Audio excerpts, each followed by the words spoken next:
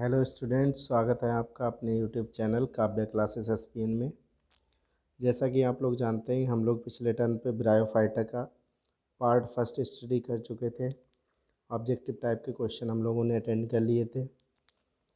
अब आज हम लोग ब्रायोफाइटा का पार्ट 2 जो है शुरू करने जा रहे हैं। चलिए शुरू करते हैं। फ्यूनेरिया होता है, फ्यूनेरिया तो आप लोग जानते ही हो फ्यूनेरिया क्या होता है। एक मॉस होता है और मॉस होता है, इसमें एक फिनोमिना पाई जाती है प्रोटेंड्रस वाली। प्रोटेंड्रस का मतलब होता है इसमें मेल गैमीट्स पहले बनते हैं, मतलब एंथीरोजोइट्स पहले बन जाते हैं, और जो अंडा है इसका एग सेल जो है बाद में विकसित होती है। तो ये इसमें क्या पाई जाती है, प्रोटेंड्रस होता है इसमें। अगला है फ्यूनेरिया में लीव्स सराउंडिंग द आर्चिगोनियल क्लस्टर, मतलब फीमेल में आर्चिगोनियल क्लस्टर को जो सराउंड करती हैं लीव्स वो कहलाती हैं पेरिकेटियल लीव। पेरिकेटियल या पेरिगाइनियल लीव कहते हैं इन्हें। अगला नेक्स्ट क्वेश्चन है 56वां। ग्रीन मतलब हरे रंग का, अपराइट मतलब सीधा, स्टेराइल मतलब बंध, हेयर लाइक स्ट्रक्चर जो निषेचन योग्य ना हो, बालों की समान संरचना एंथेरिडिया में पाई जाती हैं फ्यूनेरिया की, वो क्या कहलाती हैं, तो वो कहलाते हैं, ये कहलाते हैं पैराफाइसिस। पैराफाइसिस। अगला है 57वां क्वेश्चन है द एंथीरोजॉइड्स यानी स्पर्म्स जो होते हैं इसके फ्यूनेरिया के, वो कैसे होते हैं, तो बाईफ्लैजिलेट होते हैं। तो बी या सी सही होगा। यूनिफ्लैजिलेट और मल्टीफ्लैजिलेट ये गलत होंगे, ए और डी गलत होगा। तो करेक्ट कौन सा है इसमें, सी वाला, 1.5 यानी डेढ़, इस प्रकार से डेढ़ राउंड घूमे हुए होते हैं। और कैसे होते हैं, बाईफ्लैजिलेट, 2 फ्लैजिला वाले होते हैं। अगला है 58वां क्वेश्चन। 58वां, the neck of archegonium, archegonium की जो ग्रीवा है उसमें कितनी, फ्यूनेरिया की आर्चिगोनियम की ग्रीवा में कितनी कोशिकाएं होती हैं, तो ये 6 से 10 होती हैं। तो सी ऑप्शन सही है, 6 से 10। 4 से 6 हम लोगों ने पढ़ा था रेक्सिया में, रेक्सिया में होती है 4 से 6, फ्यूनेरिया में होती है 6 से 10। अगला है 59वां क्वेश्चन, द सिंपलेट स्पोरोफाइट, सबसे सरलतम प्रकार का स्पोरोफाइट यानी बीजाणुद्भिद है ब्रायोफाइटा में, ये कौन सा है, तो ये रिक्सिया है सबसे साधारण, क्योंकि इसमें केवल कैप्सूल होता है, बाकी फुट सीटा नहीं पाया जाता है।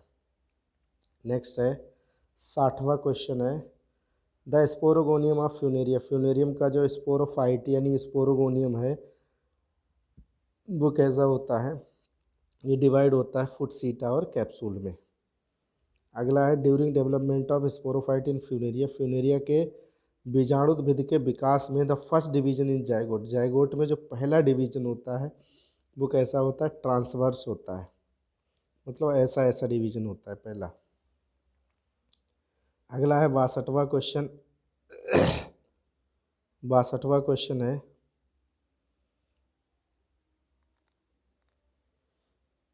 स्पोरोजीनस टिश्यू, मतलब स्पोर बनाने वाला टिश्यू जो है फ्यूनेरिया में कहाँ से बनता है, तो ये बनता है आउटर लेयर ऑफ एंडोथीशियम। 2 प्रकार की कोशिकाएं बनती हैं, एपिथीसियम और एंडोथीसियम। तो एंडोथीसियम की जो बाहरी लेयर है फ्यूनेरिया में वही बनाती है स्पोर्स। अगला है 63वां क्वेश्चन है द फंक्शन ऑफ सीटा इन मॉस, मॉस में सीटा का फंक्शन, यानी फुट, सीटा और कैप्सूल 3 पार्ट होते हैं। पहला पार्ट मान लो ये फुट हो गया, इससे निकला है सीटा, सीटा में ही बना है ये ऊपर कैप्सूल। तो ये फुट हो गया, ये सीटा हो गया, ये कैप्सूल। तो फुट, सीटा, कैप्सूल, इसमें सीटा का फंक्शन क्या है, यानी बीच वाले पार्ट का, तो ये कंडक्शन करता है, मतलब ये कंडक्शन का मतलब जो है इसके संवहन करता है, ये वाटर और जो पोषक तत्व हैं जल उनको परिवहन करता है, उनका मैकेनिकल स्ट्रेंथ भी देता है इसको, डिस्पर्सल ऑफ स्पोर्स यानी स्पोर्स के प्रकीर्णन में भी सहायता करता है। तो तीनों काम हो गए इसके, तो ऑल ऑफ द अबव हो जाएगा इसमें। तो करेक्ट ऑप्शन कौन सा है, डी इसमें हो जाएगा। अगला है 64वां क्वेश्चन है the apophysis region of moss capsule, moss capsule का जो एपोफाइसिस रीजन, देखो कैप्सूल के 3 रीजन होते हैं। पहला रीजन कहलाता है एपोफाइसिस, दूसरा होता है थीका और तीसरा होता है ओपर्कुलम। तो सबसे नीचे वाले कैप्सूल का नीचे वाले भाग का की बात हो रही, तो एसिमिलेटरी फंक्शन का होता है, मतलब इसमें विघटन होता है प्रोटीन का, कार्बोहाइड्रेट का, जिससे एनर्जी उत्पन्न होती है, तो ये एसिमिलेटरी फंक्शन का होता है। अगला है स्टोमेटा इन मॉस। मॉस में स्टोमेटा, मॉस के कैप्सूल में स्टोमेटा कहाँ पाए जाते हैं? बहुत ही इंपॉर्टेंट क्वेश्चन है। केवल अभी हम लोग बात कर रहे थे एपोफाइसिस में ही पाए जाते हैं, बाकी ये कहीं नहीं होंगे स्टोमेटा, एपोफाइसिस वाले भाग में ही पाए जाते हैं।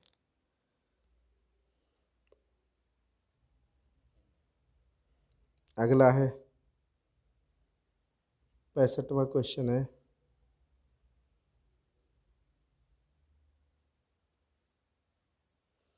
विच is the fertile portion of moss capsule. Moss capsule का जो फर्टाइल पोर्शन है ये क्या कहलाता है? फर्टाइल मतलब जो निषेचित वाला है, मतलब फर्टाइल मतलब जिससे जनन हो सके, वो कौन सा भाग है? तो ये क्या है? थीका पोर्शन होता है। ये थीका में ही क्या बनते हैं? स्पोर्स बनते हैं। अगला है मॉसेस आर इंडिकेटर। मॉस काहे के इंडिकेटर होते हैं? ये क्वेश्चन थोड़ा डाउटफुल लग रहा है, आप लोग सर्च करके इसका जवाब ज़रूर देना कि मॉस जो है काय के सूचक होते हैं?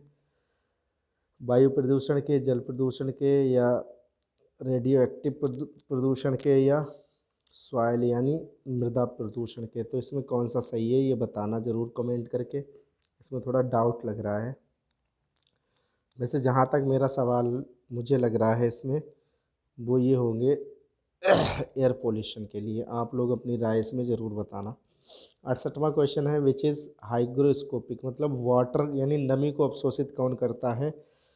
तो देखो पेरिस्टोमियल टीथ की 2 इसमें परतें पाई जाती हैं। तो आउटर जो रिंग होती है, आउटर परत होती है, इसके जो दांत होते हैं इस प्रकार के ओपर्कुलम से नीचे क्या होते हैं? पेरिस्टोलियम टीथ होते हैं कैप्सूल में। ये 16 नंबर के होते हैं, 16 बड़े वाले, 16 छोटे वाले। तो हाइग्रोस्कोपिक नेचर के कौन से होते हैं? केवल बाहरी वाले होते हैं, आउटर वाले। तो ए सही है। अगला है 69वां question, spore dispersal in Funaria. Funaria में स्पोर्स मतलब बीजाणु का जो प्रकीर्णन होता है वो किसके द्वारा होता है? तो ये किसके द्वारा होगा? ये कॉल्यूमेला के द्वारा होता है, कॉल्यूमेला करता है इसमें। अगला है viability of Funaria spores. Funaria के स्पोर्स कितने दिनों तक जो है जीवित रह सकते हैं? फ्यूनेरिया के तो मुझे शायद ऐसा है कि यहाँ तक इसमें नॉट नोन होगा, इसमें शायद, जहाँ तक कंफर्म नहीं है।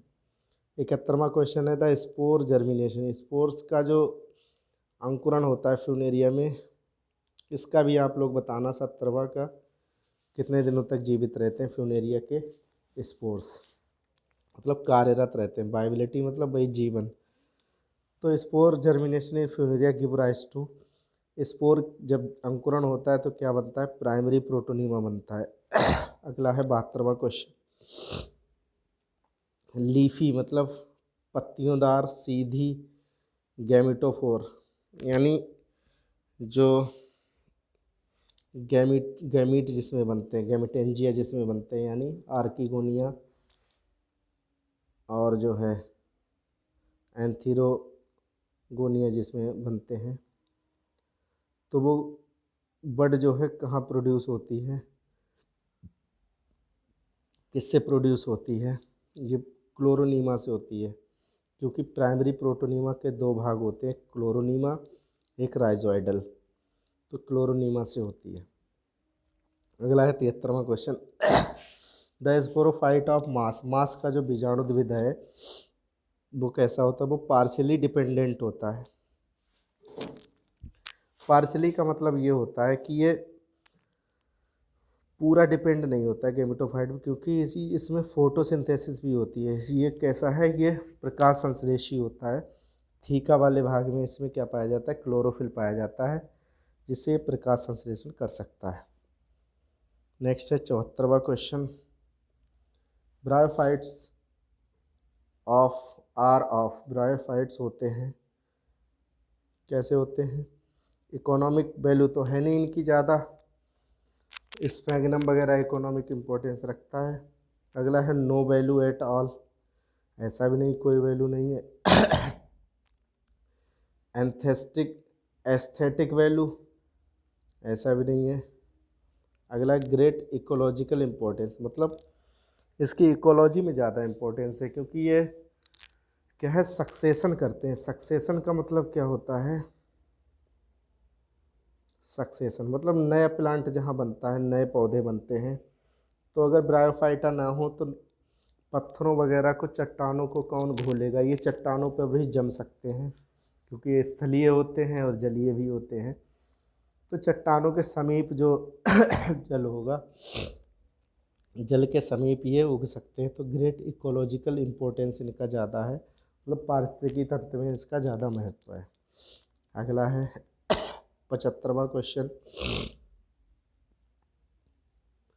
One character is common between Funaria and Dryopteris. Funaria और ड्राइप्टेरिस, ड्राइप्टेरिस क्या होता है? फर्न होता है जो टेरिडोफाइट का है।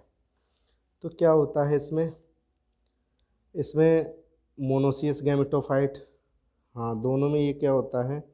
हेट्रोस्पोरस तो होते नहीं है, क्योंकि फ्यूनेरिया कैसा है? होमोस्पोरस, एक समान स्टील पाई नहीं जाती है फ्यूनेरिया में। तो डी और सी गलत हो गए। डायोसियस मतलब फ्यूनेरिया कैसी होती है? मोनोसियस, मतलब मेल और फीमेल एक में ही। तो ड्राइप्टेरिस भी कैसा है? मोनोसियस। तो कौन सा? ए वाला सही है। अगला है एयर गन मशीन मैकेनिज्म। ये बहुत इंपॉर्टेंट क्वेश्चन है, इसको रट लेना। एयर गन की तरह जो अभिक्रिया होती है, मतलब बीजाणुओं के प्रकीर्णन में, वो किस में पाई जाती है? स्फैग्नम में पाई जाती है। अगला है 77वां question. Which is responsible for spore dispersal in Funaria. Funaria में स्पोर मतलब बीजाणु का जो प्रकीर्णन है वो किसके द्वारा होता है? तो ये इसमें बी और सी, ट्विस्टिंग मूवमेंट ऑफ सीटा और पेरिस्टोमिल टीथ, ये दोनों के द्वारा होता है। क्योंकि पेरिस्टोमिल टीथ क्या करते हैं? नमी को अवशोषण करते हैं, और सीटा जो है घूमता है। तो करेक्ट ऑप्शन कौन सा हो जाएगा? डी वाला सही हो जाएगा ये। अगला है 78वां question. Conductive tissue of moss is made up of. Moss में जो संवहन ऊतक होता है वो किसका बना होता है? क्यों? जाइलम फ्लोएम तो होता नहीं है, ना ही इसमें स्क्लेरन कायमा होता, ना ही कोलन कायमा। तो कौन सा हो जाएगा? बी वाला। 79 नंबर का क्वेश्चन। 79 इतने ही है, 78 तक है, इसका ऑप्शन नहीं दिया है। तो आज के लिए इतना ही, इतने ही क्वेश्चन हम लोग पढ़ रहे हैं आज के लिए, 78 तक। इसके आगे अगले वीडियो में मिलेंगे।